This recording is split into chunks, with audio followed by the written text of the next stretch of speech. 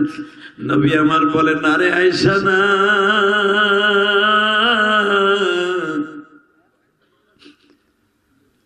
আমি দুইটা কারণে কাঁদি। বলে কে? এক নম্বরে কাঁদি আমার খাদিজার লাগিয়া।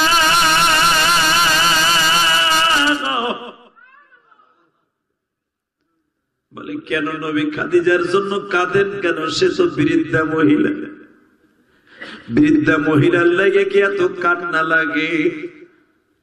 খাদিজাকে আপনি বিবাহ করছেন, তার আগে আরো দুইটা বিবাহ হয়েছে, ওই বৃদ্ধা মহিলার জন্য কি এত কাঁদা লাগে? আমার নবী বলে, আয়েশা রে কি বললা, কলিজায় আগুন লাগাই দিলা। এ দোহারের আমার মা বোনেরা, যুবক ভাইরা রে,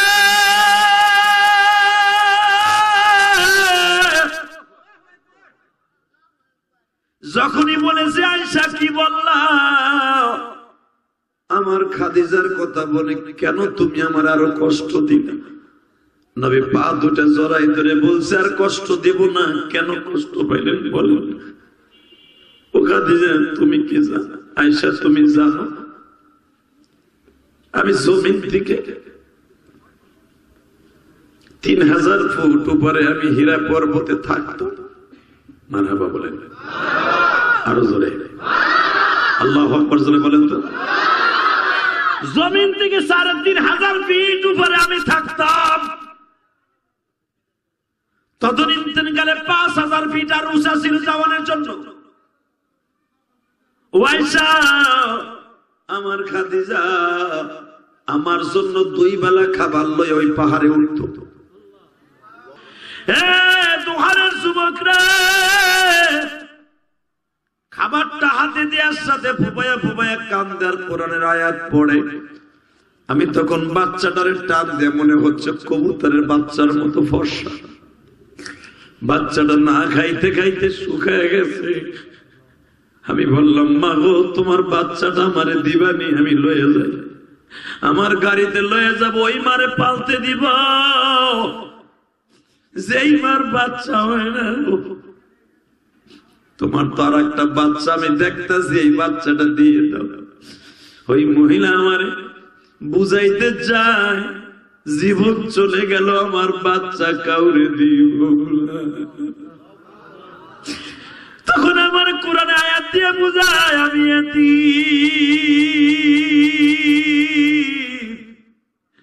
ওই যে আমার মা বাজানরে গোসলটা করায় দিয়া নিজের হাতে খাবার খাওয়াইতেন, নিজের হাতে খাবার খাওয়াই দিয়া বলতেন, নবীজি কবে আসবেন বাসায় গো? নবী আমার বলতেন, খাদিজা বাসায় যে যাম, আল্লাহর অর্ডার তো হয় না, অর্ডার আসলে যাম। মা খাদিজা বলতেন, ঠিক আছে, আল্লাহর অর্ডার ছাড়া আপনি কোনো কাজ করেন না, আমি জানি, আল্লাহর অর্ডার আইলেই বাসায় যাই, কিন্তু আপনি টেনশন করেন না, ওইদিকে আপনার ছেলে মেয়ের সব আমি দেখে রাখতেছি, আপনি মেহেরবানি করে এই দিকে আপনি আল্লাহর সাথে টেলিফোনে কথা কইতে থাকেন। যদি আল্লাহ যেদিন আপনার কয় বাসায় যেতে সেদিন যাই। জোরে বল, এইটা যদি আপনার আমার বউ হইতো, ঝাড়ু লইয়া যাইয়া কইতো তোর ধ্যান মগ্ন আমি পরে ছুটাইতেছি, ওটা 10 সাল হইছে, বউ চাউল মেয়ে তুই আমি আল্লাহর ধ্যানে বুঝে রইছে। কথা কর না কেন? জোরে কর, আরো জোরে। ঝাড়ু দিয়ে যে 3টা বাড়ি তোমরা ভিডিও করে, রাসূলুহু বিল হুদা ওয়া দীনিল হক ودين الحق ليظهره على الدين كله وكفى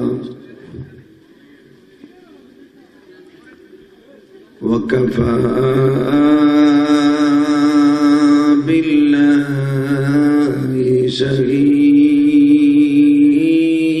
شهيدا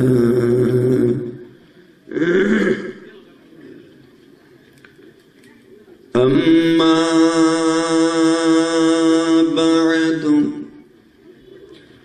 فقد قال الله تبارك وتعالى أعوذ بالله من الشيطان الرجيم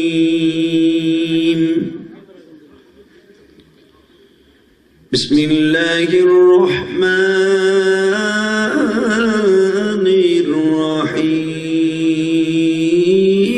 الرحيم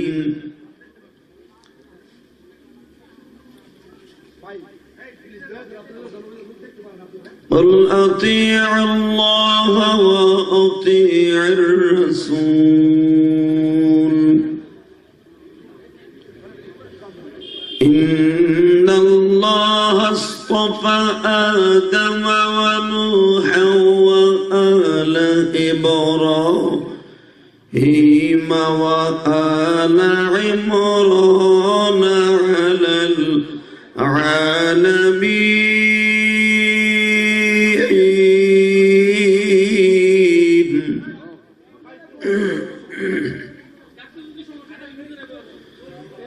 إن الله وملائكته يصلون على النبي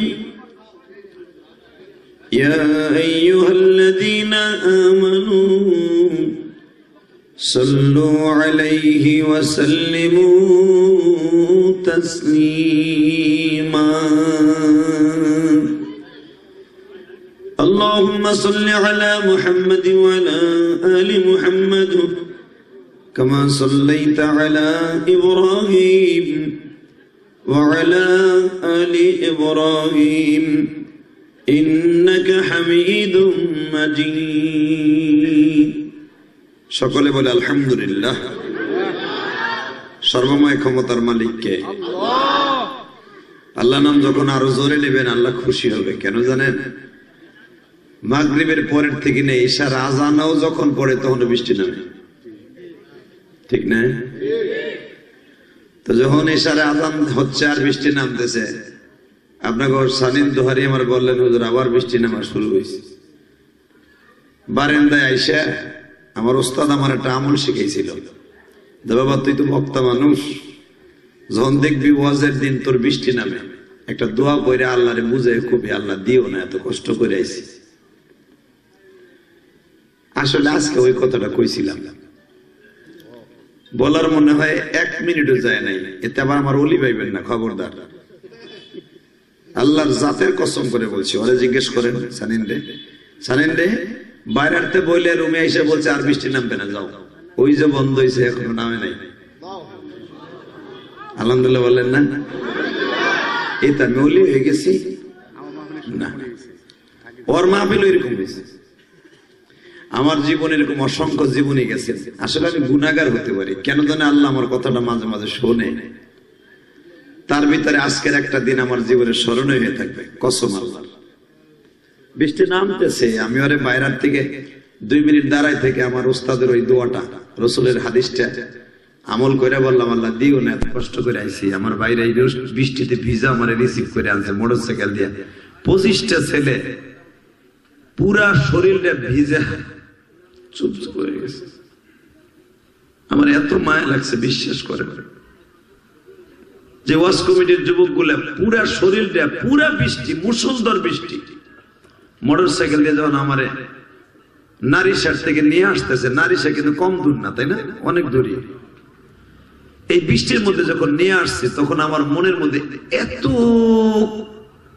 দোয়া আইছে আমি গাড়ির মধ্যে বইয়া আমি বারবার আল্লাহরে কইছি আল্লাহ এগো মাফ করে দিও আল্লাহ গো বাবা মানে মাফ করে দিও আল্লাহ যাদের মধ্যে লেখাপড়া করে আল্লাহদের লেখাপড়া বরকত দিয়ে কথাগুলো আমি কইছি তো জি আল্লাহ আপনাকে আমাকে এত সুন্দর করে মনোরম পরিবেশ করে দিয়েছেন ওয়াজ হওয়ার কথা না এখনো সামিয়ানা দিয়ে টপ টপ করে পানি পড়ছে এই আল্লাহ শুকরিয়া বলেন তো দেখি আলহামদুলিল্লাহ বলেন তো লিল্লাহি তাকবীর আরো জোরে লিল্লাহি তাকবীর এই আপনার কবেন আল্লাহু আকবার আপনার লিল্লাহি তাকবীর বলে এটাকে বলেন লিল্লাহি তাকবীর আল্লাহু আকবার দিন ইসলাম এই জায়গায় কি পার্টি দেন যায় না এই যে মাজা ভেঙে খারাপ দিচ্ছে আমার ভাইরা বলিরা বইয়া পড়বেন ও আনতাছো যা তুমি তো গেছিলে আনতে এই বৃষ্টিতে ভিজে ভিজে আমার আগায় নিয়ে আসছে স্মরণ হয়ে থাকবে আজকে দোহারের মাহফিলে দরকার মারহাবা দোহার ইমদাদিয়া জামে মসজিদ ও যুব সমাজের উদ্যোগে প্রথম বার্ষিকী ওয়াজ ও দোয়া মাহফিলের সম্মানিত সভাপতি, আপনাদের অত্যন্ত প্রিয় মানুষ এবং আপনাদের সভাপতি জনাব মোহাম্মদ নুরুল ইসলাম মোল্লা। কই সভাপতি সাহেব কো আছেন না? মারহাবা। আজকের মাহফিলের আপনাদের অত্যন্ত প্রিয় মানুষ যারা ওয়াজ করেছেন, মুফতি কামাল উদ্দিন কাসেমি হুজুর আসতে পারেন নাই, কিন্তু দোয়া চাইছেন, বৃষ্টির কারণে বাইরে যেতে পারেন নাই। মুফতি সানিম আশরাফ দুহারি, মুফতি আব্দুল আলিম, হযরত মাওলানা এনামুল হাসান, হযরত মাওলানা লুৎফুর রহমান আব্দুর রউফ এবং কারি বিলাল হুসাইন, বারাকাল্লাহু ফি হায়াতি, যারকান মারহাবা। আল্লাহ সবাইকে আপনি কবুল করেন, সকলের জানে মালে বরকত দান করেন। আল্লাহ কষ্ট করে যারা ওয়াজ দিয়েছেন তাদের সবাইকে তুমি কবুল করো। তাহলে এবার একসাথে বলবেন, সর্বময় ক্ষমতার মালিক কে? এখানে আসার তৌফিক কে দিবেন? যাইবার তৌফিক কে দিবেন? ওই আল্লাহর প্রশংসা চিৎকার মেরে বলেন তো দেখে আলহামদুলিল্লাহ। আলোচনা যত সময় আল্লাহ আমাকে দিয়ে করাবেন, একটা লোকও যাবেন না। আজকের ওয়াজটা ঐতিহাসিক হয়ে থাকবে ইনশাল্লাহ। বলেন বৃষ্টির মধ্যে ওয়াজ হয়, এটা সেটাখানি কথা, তাও দোহারের মানুষ। এটা আল্লাহ পাকের হাজারো শুকর ছাড়া সম্ভব না। এই ভিজা মাটির মধ্যে আপনি বইয়া ওয়াজ শুনবেন, কারণ দোহারের মানুষগুলো বেশিরভাগ তাই বিদেশ প্রবাসী, এগুলো পয়সার গরম বেশি। কথা বলেন না কেন? পয়সার গরম বেশি, এমন গরম যে এক ভাই বিল্ডিং যদি সুন্দর করে আর একজনে কয় আমি আরো 50 লাখ টাকা খরচ করে আরো সুন্দর করবো। কোরবানি যদি কেউ 1 লাখ দিয়ে দেয়, কয় আমি দেবো 1,20,000 দিয়া। এটা কিন্তু দোহারে আছে। আল্লাহ শুকর, এই দোহারের মানুষ ভিজা মাটির নিচে ভিজা বাটির উপরে বইয়া ওয়াজ শোনা আল্লাহর হাজার শুকর ছাড়া সম্ভব না।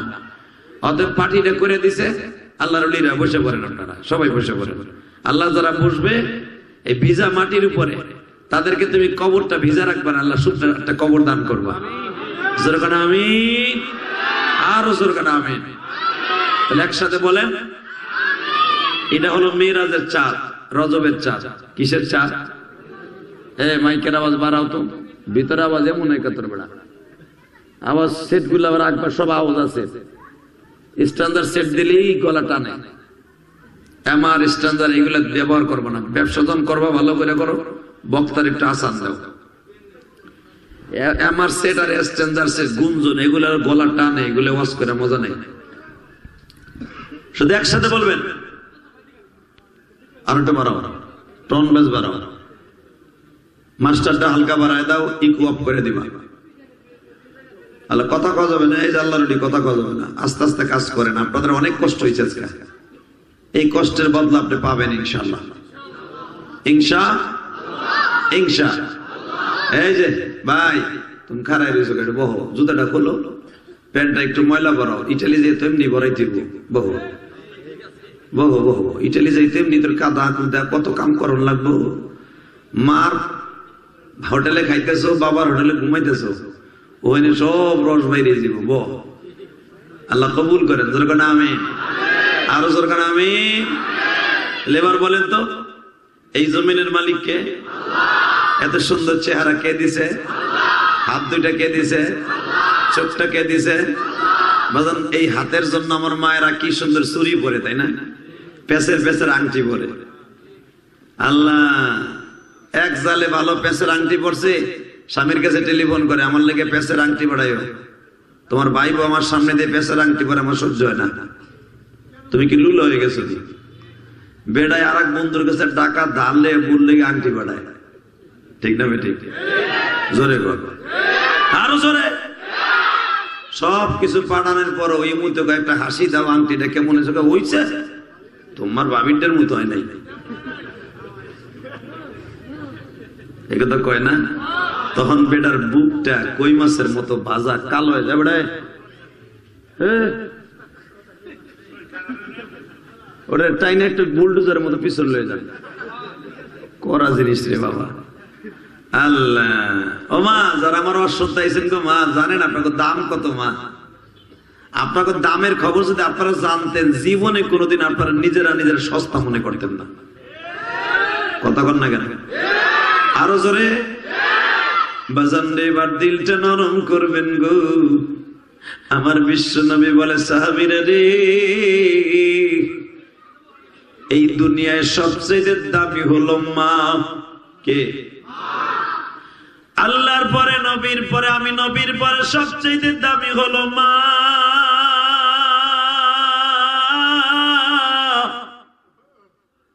যার ঋণ কোনদিন শোধ করা যায় না।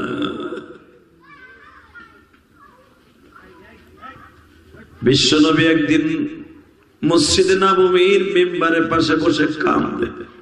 কি করে? জোরে কর। আরে নবী কাঁদে, নবীর কথা শুনে যদি আপনিও কাঁদেন না, আজকে রাত্রি দেখবেন আপনার বালিশের পাশে আমার এতিম নবী বয়ে রয়েছে। মসজিদে নববীর মিম্বারের পাশে বসে আমার নবী কাঁদে। মসজিদে নববীর মধ্যে বাজান 8টি খুঁটি আছে, তার ভিতরে দামি একটা খুঁটির নাম হলো উস্তুনে হান্না। কি নাম? আরে খুঁটিটার নাম নেন, যাই জড়াই ধরে কানতে পারবেন। নাম কি? হান্না মানে কান্না। হান্না হলো আরবি শব্দ, এর বাংলা হলো কান্না। হান্না মানে বলে কর। আবার নহন মানে কান্না।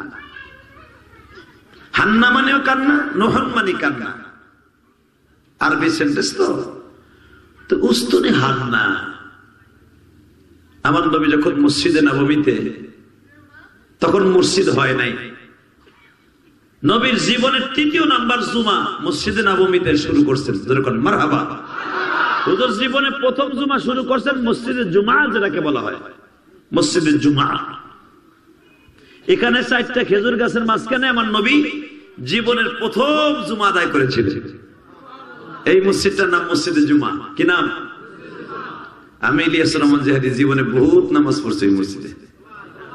এখন হাজিদেরকে যাইতে দেয় না, দূরের থেকে দেখায়, কিন্তু নামাজ পড়ে দেয় না, শুধু নামাজ পড়তে দেয় মসজিদে কোবায়। মসজিদে জুমা শুধু দূরের থেকে দেখতে দেয়। বিশ্বনবী এই মসজিদে জুমার পাশে বসে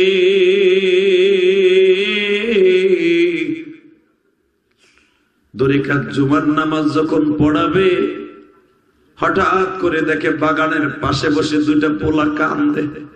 মারহাবা বলেন। কয়টা পোলা? আরে নবী আমার জিজ্ঞাসা করে, বাবা রে, তোরা বালক মানুষ, ছোট্ট মানুষ, কেন কান্দোস? বালক 2টা বলে, নবী গো, আমরা কান্দি, আমাদের কান্না কে দেখবে? আমাদের কান্না দেখার মতো মানুষ এই জগতে নাই। নবী বলে, তোর আগে বর্ণনা কর, কেন কান্দোস?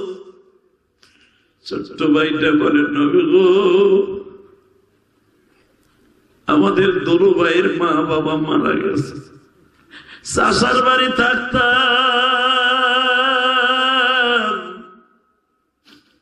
চাচার উটের রাখাল হিসাবে 2 ভাই 2 মুঠ খাবার দিত। যখন চাচায় শুনছি আপনারা দেখতে আসছি, আমরা 2 ভাই কালেমা পড়ছি, আমাকে 2 ভাইরে চাচায় মারিয়া বাড়ির থেকে বের করে দিছে। জামানা তুলিয়া নবীর দেখায় আর কয়, দেখেন পিঠের মধ্যে খেজুরের বাগর কতগুলো পিটানির দাগ। নবী আমার বলে, তোর মা বাবা নাই? তোকে 2 ভাইয়ের কয়, না। তোর চাচা এইভাবে মারছে, তোর চাচার কাছে তোরা সম্পদ পাবি না? কয়, হ্যাঁ, আমার আব্বা মারা যাওয়ার পরে আমার আব্বা তোর সম্পদ নিঃস্ব পাবে। নবী আমার বলেন, এতিমের মাল বুঝাই দেওয়ার জন্য আমি দুনিয়া আইছি। আপনাকে মন খারাপ নেই? আল্লাহ আকবার, আল্লাহ আকবার, আল্লাহ আকবার। দেখা যাবে এখন কার অন্তরে নবীর প্রেম আছে। নবী আমার বলেন, আমি এতিমের মাল রে দুনিয়ায় বুঝাই দেওয়ার জন্য এই দুনিয়া আইছি। ফাআম্মাল ইয়াতীমা ফালা তাকহার ওয়া আম্মাস সাইলা ফালা তানহার। আমি নবী এতিমরে যদি কোনোদিন হাত দেয় আর কোনো কিছু চায় হাত পাইতে, এতিমরে খালি হাতে ফিরাই দিতে আল্লাহ নিষেধ করছে। যখন তোরা দুই ভাই আমার কাছে আইয়াই পড়ছ, যা মদিনায় প্রেসিডেন্ট হইবে না হই, আগে একটা কাম করি, তগো সম্পদ বুঝাই দে, যা তগো সম্পদ আগে বুঝাই দেব। এখন দিনটা নরম করবেন। এই দুনিয়া এতিমের দাম আছে না নাই? জোরে কর, আছে না? জ্বলন্ত প্রমাণ দিয়ে যাই। এতিমের দিকে কেউ যদি একবার সুনজরে তাকায়, সেজন্য আমার নবীর দিকে তাকায় না।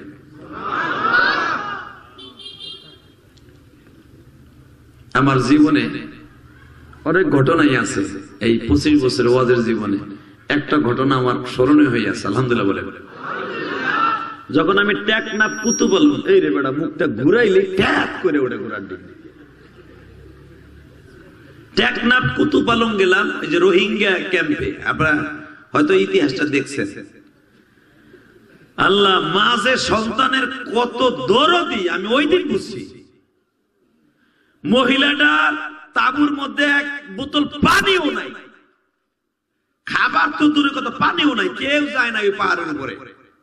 শুধু আমি ইলিয়াস রহমান জিহাদি গেছি, 13 দিনের ভিতরে আমি প্রথম গেছি। পাহাড় বাই আমি উঠছি, বুক ব্যথা হয়ে গেছে আমার। যাই দেখি একটা মহিলা একটা 6 মাসের বাচ্চা এইভাবে কোলের মধ্যে লইয়া টেকনাফ কুতুবলঙ্গে বয়ে রয়েছে।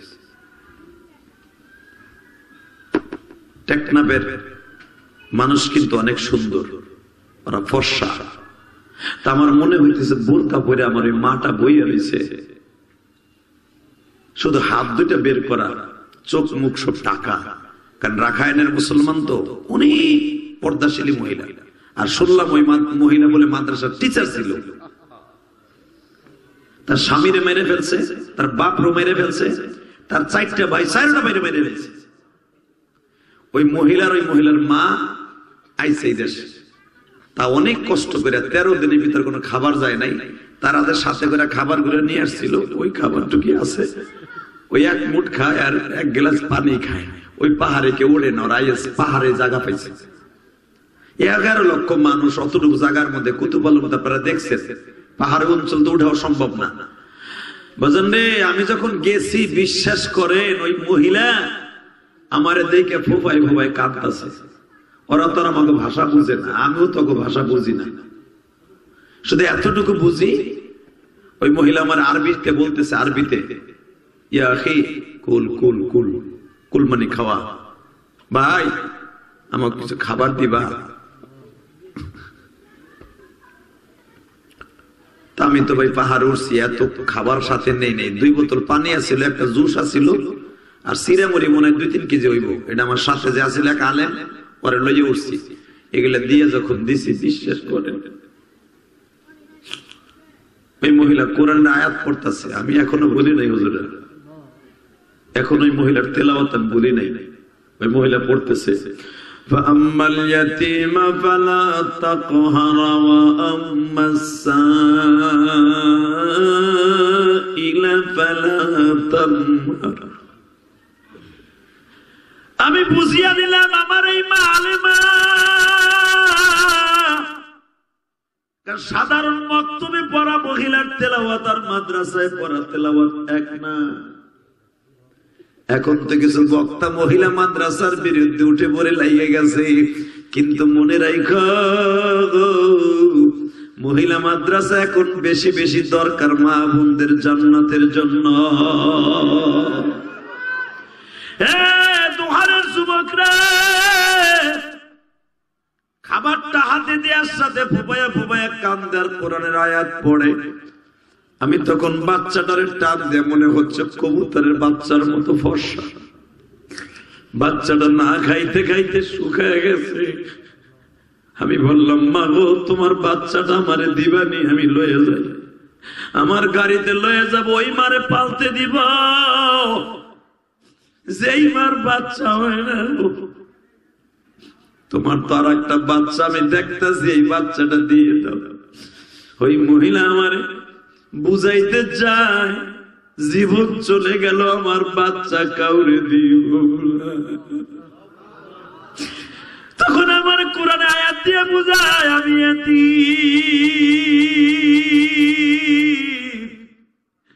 ওই যে আমার মা,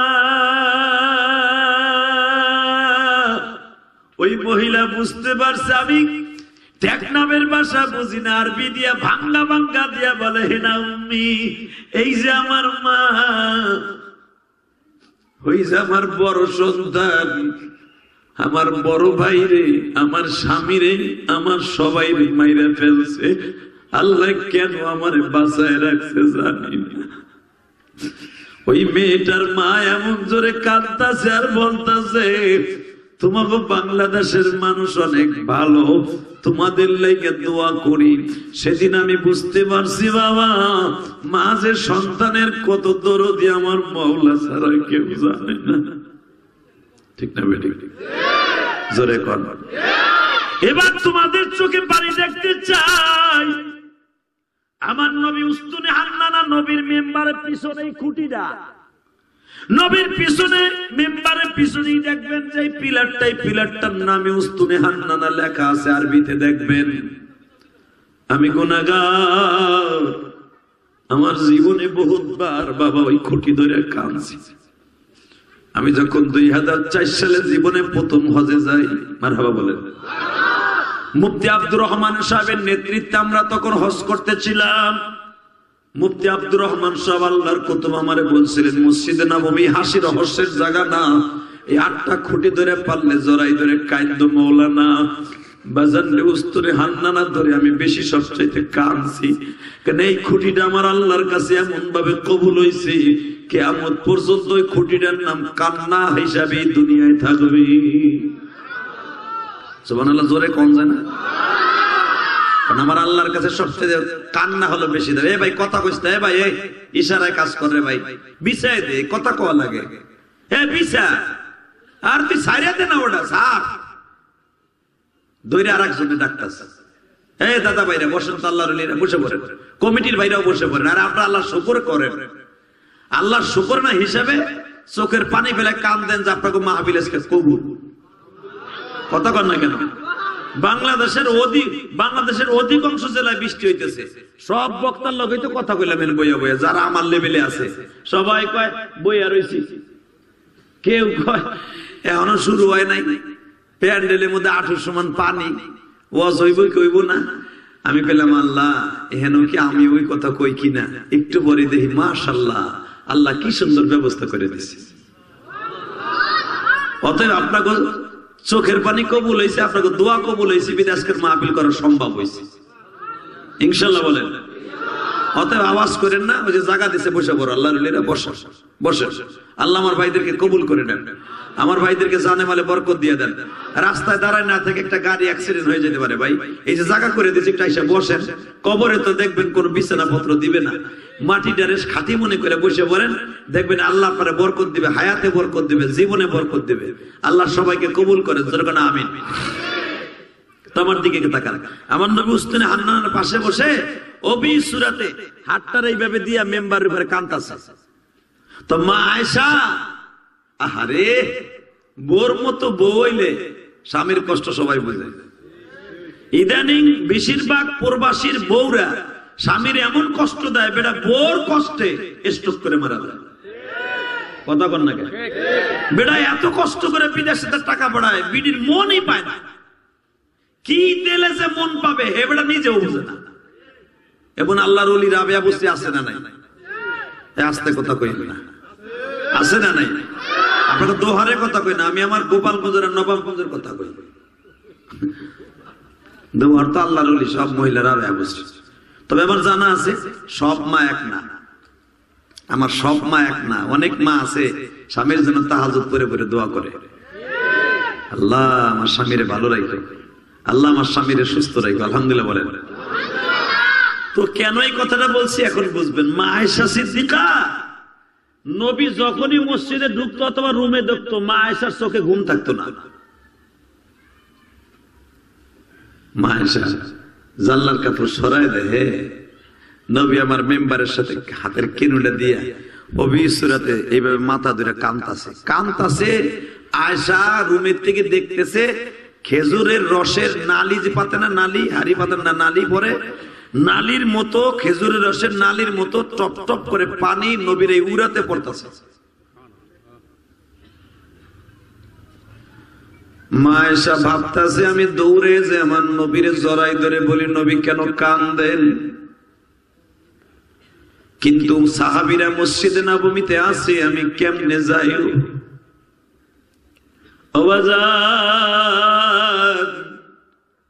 মা আয়েশা অপেক্ষায় আছে যদি আমার নবী একবার ঘরের ভিতরে আসতো। নবী আমার বাজার রে, কান্না শেষ করে যখন ঘরের মধ্যে গেছি, মা আয়েশা একটা দৌড় দিয়ে নবীর বুকের মধ্যে কপালটা ঠেকাইয়া কান্দেন, বলে নবী গো, আমরা কোন বিবিরা কি আপনার কষ্ট দিছি না? আপনারে আমরা কোন ব্যবহার দিয়ে আপনার কাছে কোনো কিছু চাইছি? নবী বিবি হিসাবে যা যেমনে যারে রাখেন সেভাবেই তো আমরা রাজি। আমরা 9 জন বিবি কোনোদিন আপনার কাছে কোনো অভিযোগ করি নাই। নবী বৃষ্টি যদি নামে প্রথম জমিনে পড়ার আগে আমাকে ঘরের খাটের উপরে পড়ে, বৃষ্টি নামলে আমরা খেজুরের পাটিটারে খাটের থেকে কাঁচায়া রাইখা দেয়। এত কষ্ট করে আমরা চলাফেরা করি, বোরকা ছাড়া বের হই না। আপনি মনে হয় কোন বিবির দ্বারা কষ্ট পাইছেন এই জন্য কাঁদেন। নবী আমার বলেন, আরে আয়েশা না,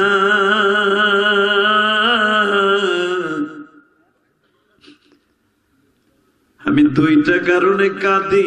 বলে কে? 1 নম্বরে কাঁদি আমার খাদিজার লাগিয়া।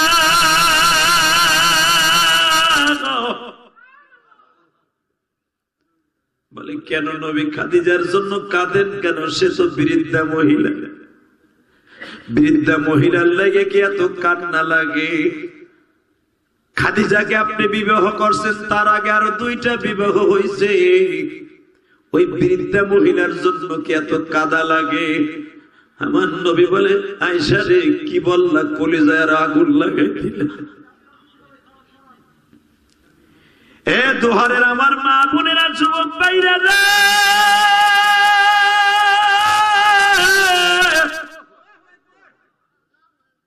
যখনই বলেছে আয়েশা কি বললা, আমার খাদিজার কথা বলে কেন তুমি আমার আরো কষ্ট দিলে? নবী পা 2টা জড়াই ধরে বলছে, আর কষ্ট দেব না। কেন কষ্ট পাইলেন বলেন? ও খাদিজা তুমি কি জানো? আয়েশা তুমি জানো আমি জমিন থেকে 3000 ফুট উপরে আমি হীরা পর্বতে থাকতো। মারহাবা বলেন, আরো জোরে আল্লাহু আকবার জোরে বলেন তো। জমিন থেকে 3500 ফিট উপরে আমি থাকতাম। তদনীন্তন কালে 5000 ফিট আর উঁচা ছিল যাওয়ানোর জন্য। ওয়াইসা আমার খাদিজা আমার জন্য 2 বেলা খাবার লই ওই পাহাড়ে উঠতো। আমি আর ওয়াজ করব না। বৃষ্টির পানিতে কালাই গেছেন গামিয়া, কথা জোরে কবেন, আপনার বিবি আপনার অনেক ভালোবাসবে। তাহলে যাকে লোভ আছে বোর ভালোবাসা পাওয়া নেই। এবার জোরে হবে ইনশাল্লাহ বলেন তো। ও আয়েশা তুমি জানো না আয়েশা 3500 ফিট হীরা পর্বতে উঠা আমার জন্য 2 বেলা খাবার লয়ে যাইত। শুধু তাই না, পিঠের মধ্যে 12 কেজি পানি থাকতো আমার গোসল করানোর লেগে। আমার বাপের বানানোর কথা না, বুখারীর কথা। মোবাইল তো এই চন্দু, এবার আমার দিক তাকাবেন আর কানবেন। আমি আমার মা বোনদের উদ্দেশ্যে আজকে বলছি, কারণ কি জানেন? ওমা যারা ওয়াজটা দিছে এরা জানে ওয়াজটাতে কত কষ্ট হয়েছে। আপনারা তো আরামে হন্তাছেন, কিন্তু পুরুষ ছেলে বুঝতে পারছে এই ওয়াজটাতে কত কষ্ট হয়েছে। ঠিক না বে ঠিক? জোরে কর, আরো জোরে। আজকে যে স্বামীরে দৈরে কষ্ট দেন, বকা দেন, তার মা বোন তুলে বকা দেন, স্বামীর টাকা চুরি করেন, একবারও কি ভাবেন কত কষ্টের টাকা? আর আমি আসার পরে একজন আমার বলতেছে হুজুর মহিলাকে একটু কইয়েন, মহিলারা খালি ঠাসুরি হরে। আমি বললাম তাহলে চোরাচুরি ব্যবসা দুহারও আছে, আল্লাহ মাফ করুক, জোর কোন আমিন। আমি বললাম চুরি করে কি আপনার পোলাপানের পিছনে খরচ করে না, তারা মা বাবার পিছনে কইেন না, সব জায়গায় খরচ করে। তবে আমার মা বোনরা যারা আজকে ওয়াজে আসছে সবাই রাবেয়া মুসরি, মারহাবা বল। আল্লাহ আমার মা বোনদেরকে আপনি মাফ করে দেন আল্লাহ। ও আয়েশা, আমার খাদিজা পিছনে থাকতো 12 কেজি পানির একটা ডিব্বা মশক, হাতের মধ্যে থাকতো গরম কাপড়, এই ঘাড়ের মধ্যে থাকতো আমি মোহাম্মদের জন্য গরম চাদর নাহলে কম্বল। শুধু তাই না, এই বাম হাতের তালুর মধ্যে থাকতো রুটি, খুরমা, খেজুর, পনির, দুধ, মাঠা, এগুলো আমার খাদিজা নেবে পাহাড়ে উঠতো। আল্লাহ যারা সুবহানাল্লাহ জোরে কইছে এগুলো জীবনটা সুন্দর করে দিবা। কারণ আমার আম্মা, আপনার আম্মা নাম হলো খাদিজা। নাম কি? জোরে কর, আরো জোরে, জোরসে বলো। আমরা কথা কইতে লজ্জা লাগতেছে বৃষ্টির ভিতরে, না কথা কইতে ভালো লাগতেছে না? তাহলে এবার জোরে কয়েন, নাম কি? আপনার বিবির নাম কি? একজন কেবল খ্যাক করে উঠছে, মানে খাদিজা কইতে পারেন তোমার বোন নাম তো সেই যে নদী, বাঙ্গনে ধরছে নদীরে, নজরুল্লাহ কইলেন না? আরে আল্লাহ, খাদিজা এত দামি আমার আম্মা, আপনার আম্মা। আরে আম্মারে এমন আম্মার আম্মা, সুবহানাল্লাহ সুবহানাল্লাহ সুবহানাল্লাহ। সে তো যাইতো খাবার দাবার লইয়া, যাইয়া স্বামীরে ওই পাহাড়ের উপর উঠাইয়া শরীর মুছাই দিত। আপনি আমার আম্মার কথা শুনে আপনি সুবহানাল্লাহ কবেন, আপনার বিবি অর্থাৎ আমার আম্মাও আপনার খেদমত করবে। আমি গ্যারান্টি দিয়ে গেলাম, খেদমত করবে। যদি সে জাতের মাইয়া হয়, আপনার শাশুড়ি যদি আপনার শ্বশুরে খেদমত করে থাকে, আপনার বউ করবো ইনশা। তো আমার আম্মা, আপনার আম্মা, আমারে, আমার নবীরে ওই আমার আব্বা, অর্থাৎ আপনার আব্বা আমার আব্বা, নবী আব্বা না, ওই 3500 ফিট উপরে যাই আমার নবীরে গোসল করাইতে। বাজানরে গোসলটা করায় দিয়া নিজের হাতে খাবার খাওয়াইতেন, নিজের হাতে খাবার খাওয়াই দিয়া বলতেন নবীজি কবে আসবেন বাসায় গো। নবী আমার বলতেন খাদিজা বাসায় যে যাম, আল্লাহর অর্ডার তো হয় না, অর্ডার আসলে যাম। মা খাদিজা বলতেন ঠিক আছে, আল্লাহর অর্ডার ছাড়া আপনি কোনো কাজ করেন না, আমি জানি, আল্লাহর অর্ডার আইলেই বাসায় যাই, কিন্তু আপনি টেনশন করেন না। ওইদিকে আপনার ছেলে মেয়ের সব আমি দেখে রাখতেছি, আপনি মেহেরবানি করে এই দিকে আপনি আল্লাহর সাথে টেলিফোনে কথা কইতে থাকেন। যদি আল্লাহ যেদিন আপনার কয় বাসায় যেতে সেদিন যাই। জোরে কর, এইটা যদি আপনার আমার বউ হইতো, ঝাড়ু লইয়া যাইয়া কইতো তোর ধ্যানমগ্ন আমি পরে ছুটাইতেছি, ওটা 10 সাল হইছে, বউ চাউল মেয়ে তুই আমি আল্লাহর ধ্যানে বুঝে রইতে। কথা কর না কেন? জোরে কর, আরো জোরে। ঝাড়ু দিয়ে যে 3টা বাড়ি দিতে আমরা ভিডিও করে, আপনার এবার 8 কেজি পানি আর খাওয়ন দিত আপনার আরো, ঠিক না বেটি? আস্তে কথা করেন না, ঠিক না? আরে আমার আম্মা রে, আপনার আম্মা রে, কি দামি আম্মা। বলে আপনার আল্লাহ যেদিন যাইতে কয় সেদিন যাইয়েন। এখন যদি কোন হুজুর এত ধৈর্য কেন নিল, সে তো পৃথিবীর শ্রেষ্ঠ ধনী মহিলা, পৃথিবীর শ্রেষ্ঠ ধনী মহিলা। শুধু ধনী না, মা খাদিজার সম্পদ এত পরিমাণ আল্লাহ দান করছিলেন, পৃথিবীর 23টা দেশে মা খাদিজার ব্যবসা ছিলেন। 23টা দেশে। কয়টা? জোরে কর, কয়টা? আপনাকে শেখ হাসিনারও 23টা দেশে ব্যবসা নাই, বরঞ্চ যেই দেশে ব্যবসা করতে যায় ওই দেশের আবার ধরা খায়। কারণ আমাদের দেশের নেতা গো তারা দেখেন না সুইস ব্যাংকে আমাদের দেশের টাকা মাইরা প্রবাসীকে টাকা মাইরা জনগণের টাকা মাইরা সুইস ব্যাংকে রাখছে এখন চিংকিম পাকা চি চি চি চি বন্ধ করে দিছে এখন কোন চান্দুয়ার ঢুকতেও পারে না তালাও খুলতে পারে না গরিবের টাকা যেই মাইরে নিবা ওইটা ভোগ করে যেতে পারবি না ঠিক না বেঠে যদি বলো ঠিক না বেঠে আজকে চেয়ারম্যান মেম্বার গুলা গরিবের বাথরুম সুদ দেখাই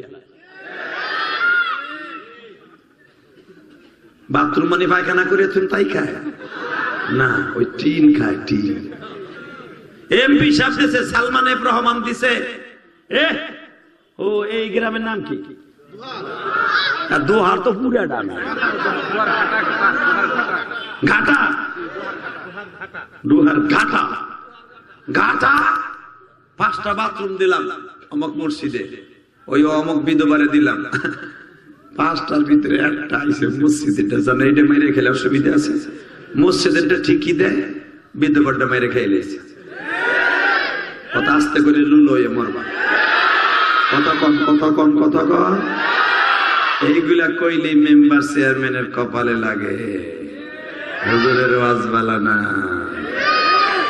তাতে আমার কিচ্ছু আসে যায় না তোমার দোহারে 80 না প্রায় 12 বছরের উপরে এবার কেবল কয়েকটা মাহফিল করে টেস্ট করে দেখলাম আছে না আগের মতো খাসরা আছে না পরিবর্তন হয়েছে আলহামদুলিল্লাহ বলেন দোহারের মানুষ আল্লাহর ইচ্ছা করে সর্বগুণে গুণান্বিত আল্লাহর ইচ্ছা আমার গোপালগঞ্জ লাগাতে ভালো আপনারা আর থাকবেন না কেন আপনাকে দোহারের ভিতরে বাংলাদেশের ভিতরে শ্রেষ্ঠ ধনীদের মধ্যে একজন কথা বলেন না কেন আপনারা তো ভালো থাকবেন এই মেয়ে আমার গোপালগঞ্জ কিন্তু শ্রেষ্ঠ ধনীর মধ্যে একজন নাই এখানে আছে তাহলে ইনশাআল্লাহ আপনারা সব দিক দিয়ে কোন উন্নত যখন মারহাবা আগে যখন আসতাম আমি ইলিয়াস রহমান যদি ভ্যানে আসতাম ভ্যানে সাইকেলে আইছি রে মাওলা রে সাইকেলে আসতাম এই সমস্ত গ্রামে এখন 40 লাখ টাকার গাড়ি লিয়ে আল্লাহর প্রশংসা করি আর কই আল্লাহ রাস্তাটা কি সুন্দর হয়েছে সবগুলো আমার শাশুড়ি শিকাজিরা রওনা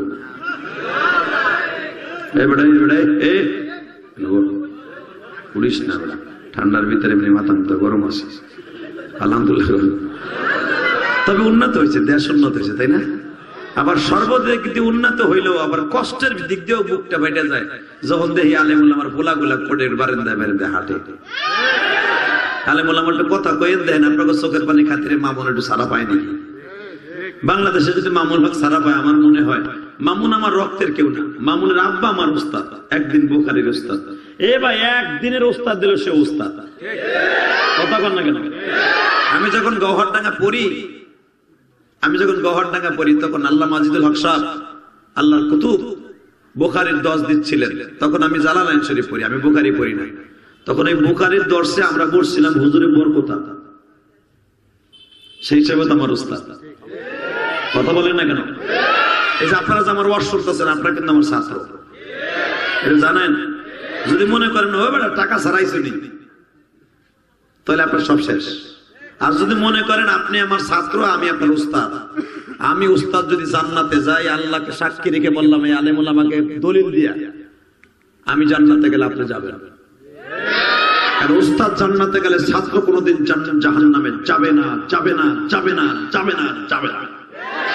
কথা বলে না কেন বাপ জান্নাতে গেলে ছেলে জাহান্নামে যাবে না আমার বাবা আদম জান্নাতে যাবে তার সন্তানও জান্নাতে যাবে যাওয়ার নিয়ত আছে না নাই জান্নাতে যাবেন শুধু একটা আওয়াজ দিবেন এখন চোখের পানি দিয়া আমার সবচেয়ে বেশি কষ্ট লাগে যখন মামুনের ছেলেগুলা কোর্টের বারান্দায় আর বাবার এক নজর দেখার লেগে ঘুরে